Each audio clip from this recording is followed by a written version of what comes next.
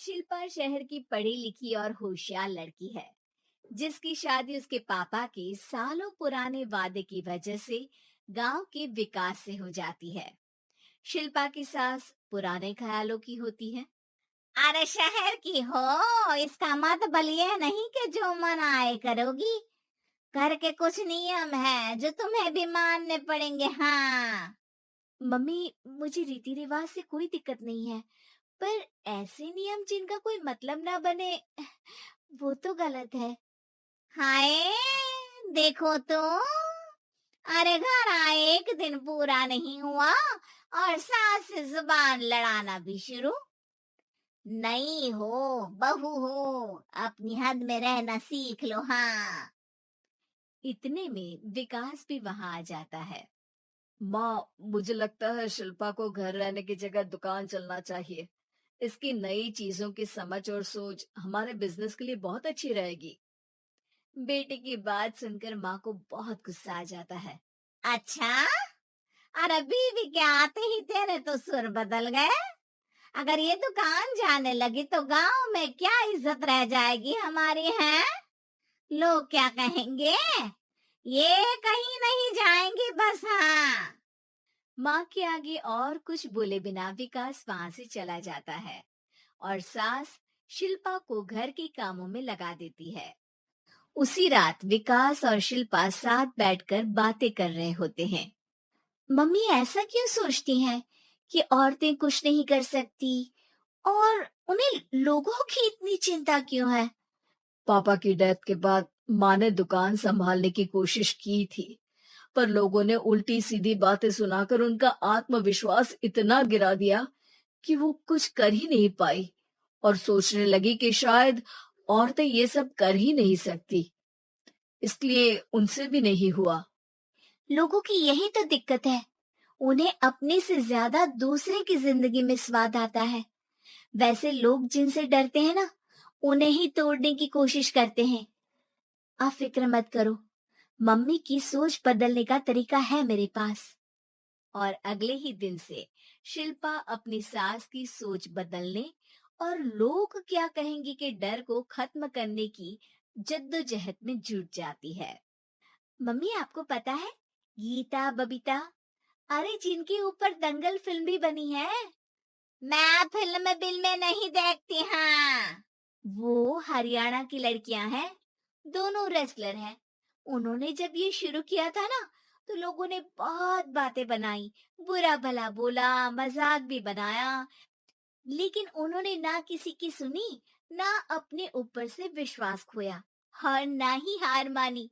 और देखो आज किस मुकाम पर है।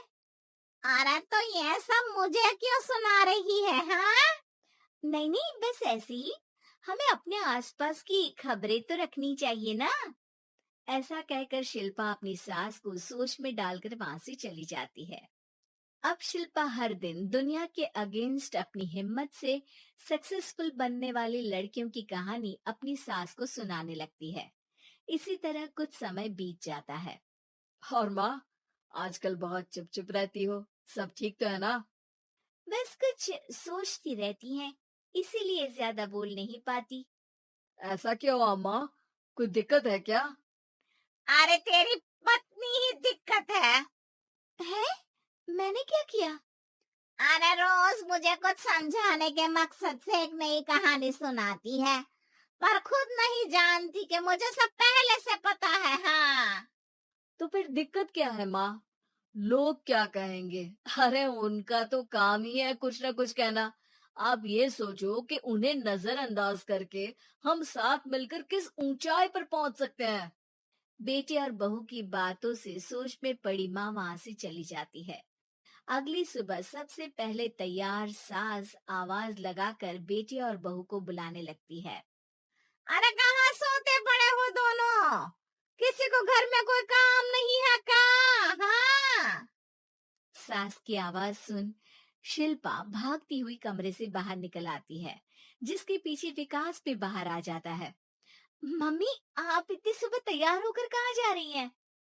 अरे किसी नई शुरुआत से पहले भगवान का आशीर्वाद बनता है या नहीं? मैं सीधा दुकान जाऊंगी, तुम काम निपटा कर आ जाना है। सास की बात सुन शिल्पा और विकास खुशी से फूले नहीं समाते। ये हुई ना मेरी माँ वाली बात।